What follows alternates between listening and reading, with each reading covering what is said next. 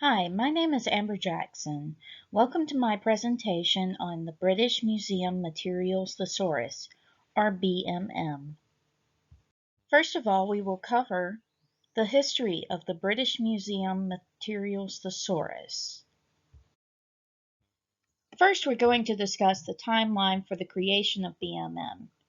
BMM was an internal documentation of all materials held in British Museum collections. The creation of this was actually kickstarted in the 1980s by British Parliament. They needed more capability to account for items within collections held by the museum. The early 1990s saw the hiring of third-party computer firms for the programming of this database. 1997 marked its initial launch and its initial print release. So, here's where things get a little bit interesting and kind of weird. According to Anthony Griffith, who was actually a guy who worked on the team both before and after the implementation of this thesaurus, the actual programming for BMM was outsourced to the third-party computer company, right? We've already discussed this. Here's where it gets kind of interesting. As I mentioned, these were temporary workers. I was unable to find the name of the firm hired, nor any of the people who spearheaded the technical end of the operation, which really, considering this is a museum, that's kind of a failure to document your own organizational history. But the one person I did find that was mentioned was a Mr. David McCutcheon. Unfortunately, at the time of the publication of Mr. Griffith's article, Mr. McCutcheon had already passed. So we certainly can ask him about things. However, something else that was really interesting about this was that Griffith kept talking about issues between the workers that were actually trying to construct the databases and the curatorial staff. He specifically mentioned that on a lot of it, curatorial staff was completely hands-off, or they just 100% did not want to be involved. So, this is where things really start getting weird. So per the assignment, we used Bartok to find which thesaurus that we wanted to cover, which controlled vocabulary. So for the British Museum Materials Thesaurus, there were two URLs. One is vocabulary server, and the other is, I'm just going to shorten it for right now, oldcollectionstrust.org.uk. The vocabulary server URL works absolutely fine. Everything's how it should be. But the oldcollectionstrust.org.uk does not exist.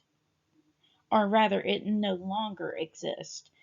What I was talking about prior with failure to document your own organizational history falls into play with this.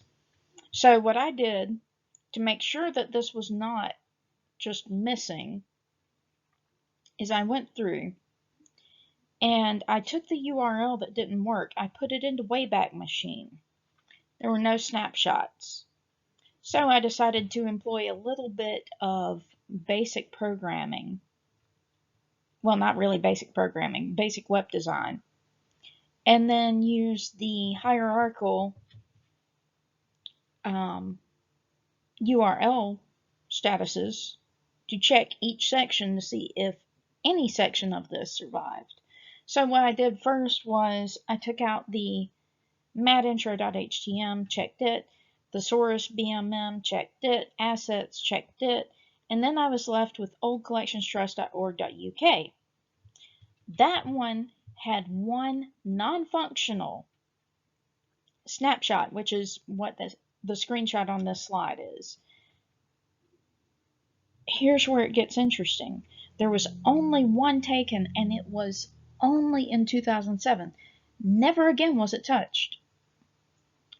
So, not only do you not know who developed this one, not really, you just know that they were temporary workers hired out from a third party firm, but you also cannot access the prior versions of the specific thesaurus. So the British Museum Materials Thesaurus is all about classifying stuff. Literally, stuff. Materials is stuff. And we're going to talk about how they do that next. So, the British Museum Materials Thesaurus breaks everything down into three pretty well exclusionary groups of materials. You have organic, inorganic, and processed. On this slide, we have an image of rubber ducks in front of a rock in a river with people standing in the bank in the background. So I chose this specific image on purpose because it displays all three types. So first of all, we have inorganic. It's exactly what it sounds like. It's not derived from a living thing. It's mostly like mineral, stone, chemical, naturally occurring chemicals. So for inorganic, we have our rock. For organic, you have anything derived from living material. So, for example, you would have anything that's carved out of a tooth, out of a bone, anything woven out of materials derived from vegetable matter, so like baskets. But for this, we're going to keep it pretty simple. There's grass in the background. That's organic matter. Then our third one is processed materials. That is anytime you take an inorganic and or an organic material and then you refine it by a human process. So for this one, we're just going to assume, for the sake of simplicity, that our little rubber duckies are made out of natural rubber sap rubber. So everything involved in the actual processing of the rubber, as well as molding, finishing, painting, everything like that. That's processing of the materials.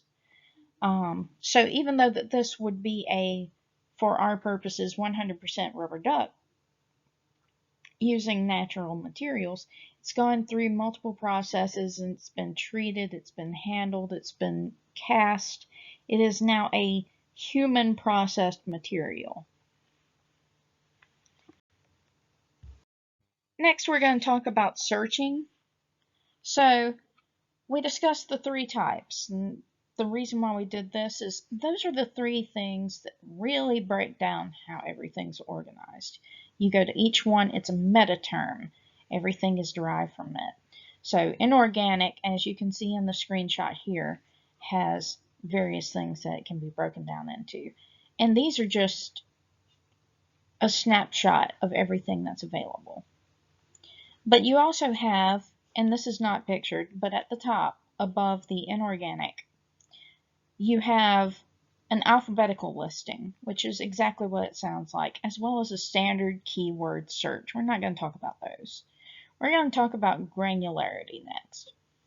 So you have the ability to narrow and widen terms into broader and narrower terms, like you would with just about any working thesaurus in the field. This is really awesome. It's normal. It's tried and true. No need in reinventing the wheel. The other thing, and this is something that I haven't seen in most thesauri, commonly used categories, or as you can see at the bottom it says central terms. So you have all these central terms, and what they are the things that people go to most often. It's kind of like an FAQ.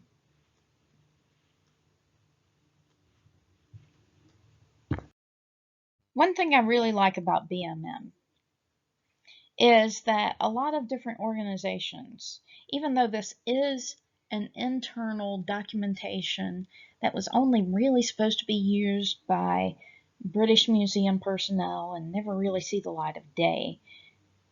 It's been picked up on as having a great format. It's been picked up on by various organizations all throughout the world. We have SciDoc that cites it as a good resource that's pre-existing that you can pull from for museum classification. Isco in Brazil is using it to push for general classification of schema. The American Natural History Museum used it as proof that you could create and push a schema of your own for your own organization as need be. UNESCO lists it as a good pre-existing resource. All of these things are available to you. And the fact that so many countries have just seized onto this as an excellent example of how you can classify materials so that they're easily searchable, easily retrievable, that is something that I would love to see more and more. Inter-organizational brainstorming. Not just, hey, this is mine.